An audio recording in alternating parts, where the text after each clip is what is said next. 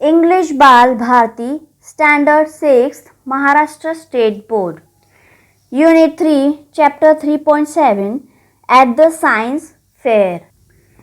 Science fair at the science fair. Science fair मतलब एक मेला, fair मतलब मेला होता है, साइंस से रिलेटेड एक मेला। तो इस चैप्टर में बहुत सारे साइंस से रिलेटेड स्टॉल लगाए गए हैं। ये सब एक स्कूल ऑर्गेनाइज कर रहा है एक साइंस फेयर। तो आइए देखते हैं क्या दिया गया है इस चैप्टर में। The science fair eight Vidyavardhini school was always an exciting affair. तो एक साइंस विद्यावर्धिनी स्कूल हमेशा एक साइंस फेयर ऑर्गेनाइज करता है, बहुत ही अच्छा होता है वो।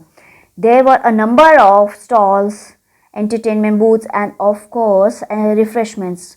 वहाँ पर बहुत सारे स्टॉल्स होते हैं, एंटरटेनमेंट बूथ्स भी होते हैं और रिफ्रेशिंग मतलब खाने पीने की भी स्टॉल्स होते हैं।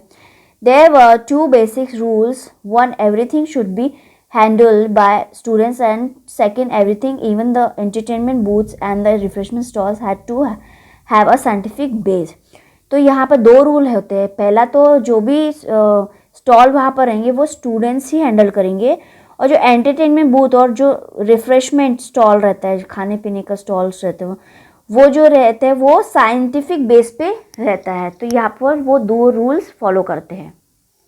Preparation for the fair began at least a couple of months in advance। तो मंथ के पहले ही मंथ से ये जो फेयर है मेले का प्रिपरेशन चालू हो जाती है। The first step was brainstorming। Brainstorming means a group of people thinking of something at the same time to come up with ideas and plans। तो मतलब वहाँ पर एक ग्रुप में सब चीज़ लोग बैठ के प्लान करते हैं। हाँ, एक साथ बैठ के प्लान करते हैं, उनके आइडिया शेयर करते हैं, जो फेयर मेले के लिए गैदर करते हैं सारी आइडियाज़। तो उसको ब्रेनस्टॉर्मिंग कहते हैं। The principal invited ideas for the event from students, teachers and even parents. तो ये आइडियाज़ सबसे वो लेते हैं प्रिंसिपल, स्टूडेंट्स से, टीचर्स से और पेरेंट्स से भी। The host of ideas pour in it. Luckily many parents not only contributed ideas but also volunteered to help with the planning and implementation of the big event. तो सिर्फ contribution नहीं देते थे अपने आइडियाज़ की, बल्कि उसमें पार्टिसिपेट भी करते हैं, उनको प्लानिंग में मदद करते हैं, बिग इवेंट को प्लान करने के लिए भी वहाँ पर उनकी मदद करते हैं, एज अ वॉलंटियर भाग लेते हैं, उसमें पार्टिसिपेट करते हैं। So a committee of parents and teachers was set up to look after all the work of the fair. तो एक कमिटी बैठती है पेरेंट्स और टीचर्स के बीच में, जो सारा वर्क देखता है उस मेले के लिए। सम student representatives were also taken on the committee to give them a first hand experience of managing big programs like this। तो जो स्टूडेंट्स के रिप्रेजेंटेटिव होते हैं, हेड होते हैं, उनकी भी कमेटी बैठती है ये सब चीज़ें मैनेज करने के लिए। ठीक है। The committee identified certain themes for the fair. Committee एक बहुत सारे थीम्स भी बताती है। They were plants, animals, properties of substances, energy, ठीक है, science in our everyday life. तो ये latest news from the world of science, food and nutrition. ठीक है। तो जो कमिटी है वो क्या क्या थीम रखती है, प्लांट्स के बारे में, एनिमल्स, एनर्जी, साइंस के ऊपर, और लेटेस्ट न्यूज़ क्या चल रहा है वर्ल्ड में उसके ऊपर, फूड न्यूट्रिशन के ऊपर। तो ये सब थीम वो लोग फेयर में रखने के लिए एक कमेटी बैठती है इस पे डिस्कशन के लिए। Considering the area of the school playground and the estimated turnout, it was decided to allow 56 stalls in the fair।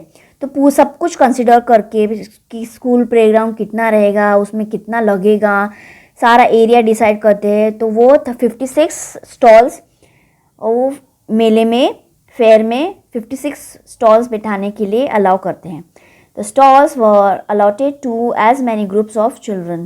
तो वो बहुत सारे चिल्ड्रन के ग्रुप को वो स्टॉल्स हैंड ओवर कर देते हैं, उन लोगों को दे देते हैं स्टॉल्स एक एक संभालने के लिए. Each group selected a topic idea from the chosen theme. तो हर ग्रुप को एक टॉपिक आइडिया दे देते उनके थीम के अकॉर्डिंगली.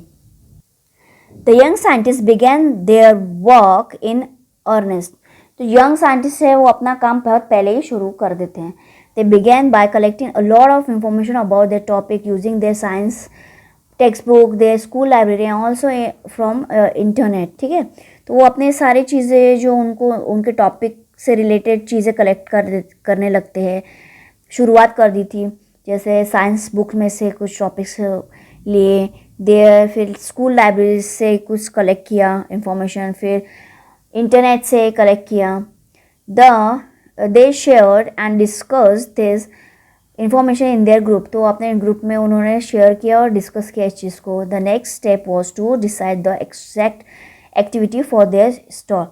तो नेक्स्ट स्टेप क्या होता है, तो एग्जैक्टली क्या करना चाहते हैं अपने स्टॉल के लिए वो डिसाइड करते हैं, किया उन्होंने. Whether they would build and display a model or give a demonstration or present their project through posters or simply exhibit a collection.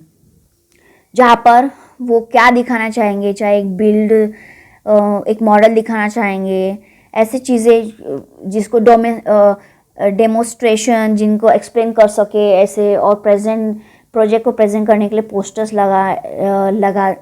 लगाया जाएगा, क्या चीज़ें किया जाएगा, वो ये सब चीज़ें उनका नेक्स्ट स्टेप रहता है, ये सब चीज़ें अपने स्टॉल में लगाने के लिए. The principal announce that the language, appearance and content of the presentation were all important. Principal कहते हैं कि जो लैंग्वेज और जो अपीयरेंस है, खुद की अपीयरेंस बहुत परफेक्ट होना चाहिए, लैंग्वेज अच्छी होनी चाहिए, और जो प्रेजेंटेशन का जो भी मटेरियल है वो बहुत इंपॉर्टेंट होता है.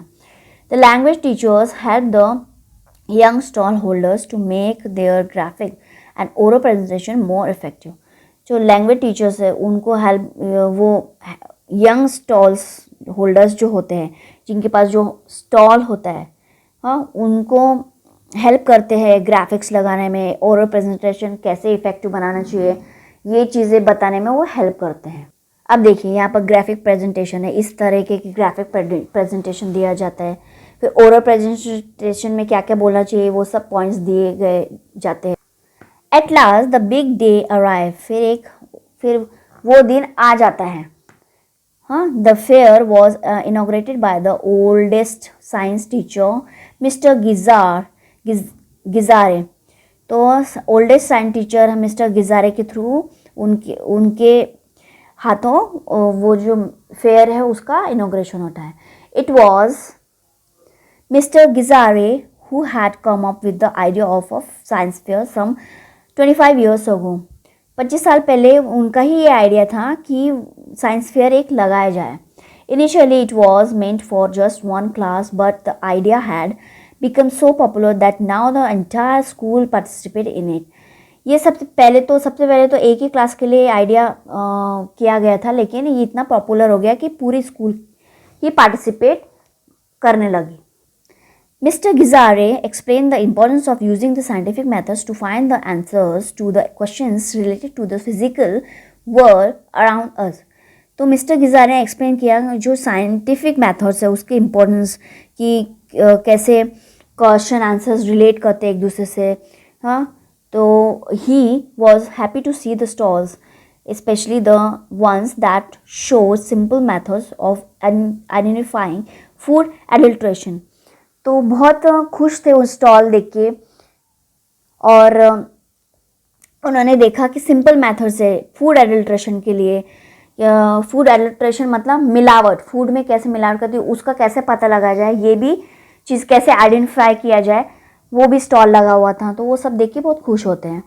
ही appreciated the fact that in most of the stalls visitors could also try out the various science experiments and models.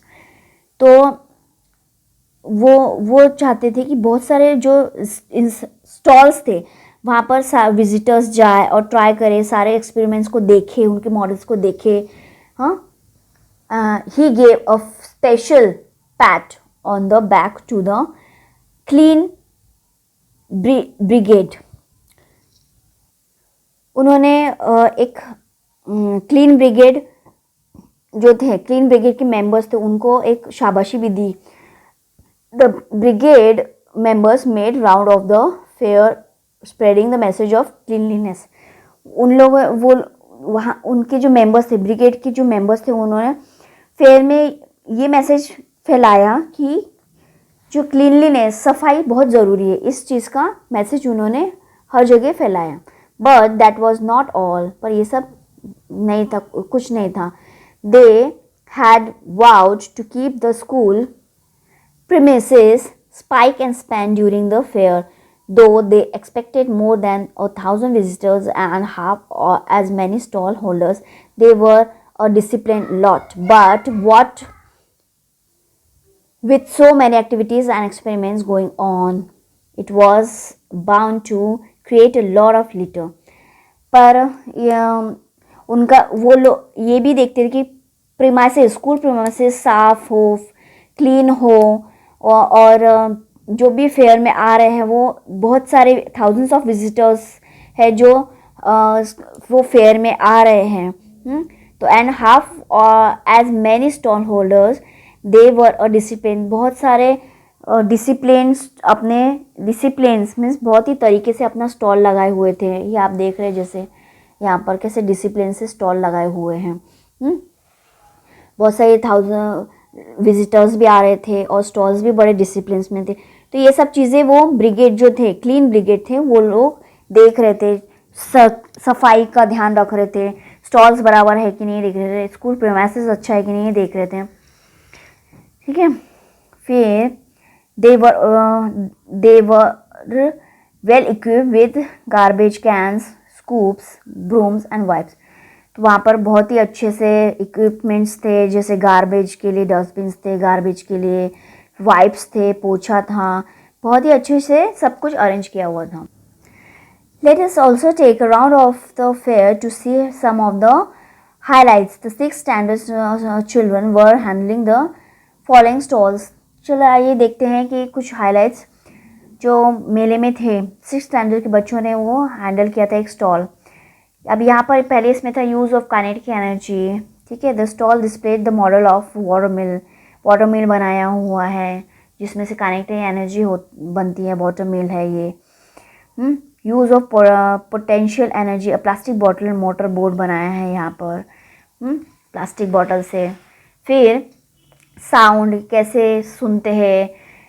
Everyone enjoyed making simple string telephones at the stall and then using them. ठीक है. ये 2 cup से एक string मतलब एक धागा लगा के कैसे सुनते हैं, ये भी एक स्टॉल था. इलेक्ट्रोस्टैटिक एनर्जी मीन्स ये देखिए बलून से सर को घिसते हैं और फिर वो. This stall was so popular that additional help was needed to blow balloons as quickly as they were used up. तो यहाँ पर बलून को फुलाया जाता था और सर पे ऐसे घिसना पड़ता है. उससे इलेक्ट्रोस्टैटिक एनर्जी पैदा होती है जिससे आसपास मॉलिक्यूल्स ये होते हैं जिससे बाल भी देखो ऐसे इलेक्ट्रोस्टैटिक एनर्जी से बाल कैसे. आप कुछ एक बलून ले लीजिए या फिर कंघी ले लीजिए, अपने सर पर घिसिए और उसको अपने हाथ के बाल जो है उसके ऊपर रखिए. तो देखना आप जो हैंड के ऊपर जो हेयर्स है वो ऐसे खड़े हो जाएंगे. तो वो इलेक्ट्रोस्टैटिक एनर्जी पैदा करती है. फूड एडल्ट्रेशन देखिए सबसे इम्पोर्टेंट होता है. खाने में मिलावट जो की जाती है उसके लिए even the parents learn something at this stage. ठीक है.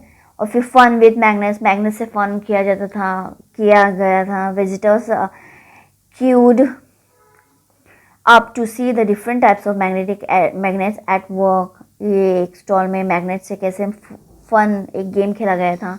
तो इस टाइप के 6 स्टैंडर्ड्स के स्टूडेंट्स ने कुछ स्टॉल्स लगाए हुए थे. अब मेंटेनिंग मशीन्स, यहाँ पर एक स्टॉल था. Some of the visitor made video clips of the presentation at this stall. कुछ विजिटर्स ने वीडियो क्लिप्स भी देखी थी प्रेजेंटेशन. इस स्टॉल पे एक प्रेजेंटेशन देखा है. It consisted of different children playing the roles of different machines, all crying out turn by turn. They, hey, we too need your attention, we can serve you well only if you take care of us. तो इस तरीके के message थे. Maintaining machines को कैसे maintain करना चाहिए वो सब दिया हुआ था. The fair was such a huge success that the school had to run it for 3 days instead of 2.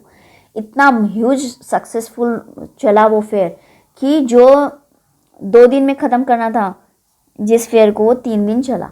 The principal allowed this change in the timetable only because it was a truly educational activity. तो principal ने कुछ changes time table में किए क्योंकि ये truly educational activity थी, इसलिए तो लोग बहुत पसंद भी कर रहे थे. Not just for the children but also for their family and the entire community. No wonder everyone is already looking forward to the next year's fair. सब लोग अगले साल के फेयर के लिए इंतज़ार कर रहे थे, बहुत उत्सुक थे अभी.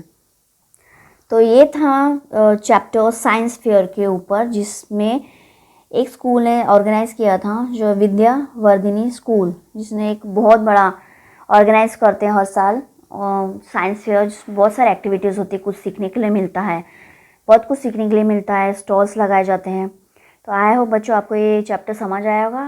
अब चैप्टर के नेक्स्ट पार्ट में हम इससे रिलेटेड कुछ क्वेश्चन आंसर्स देखेंगे.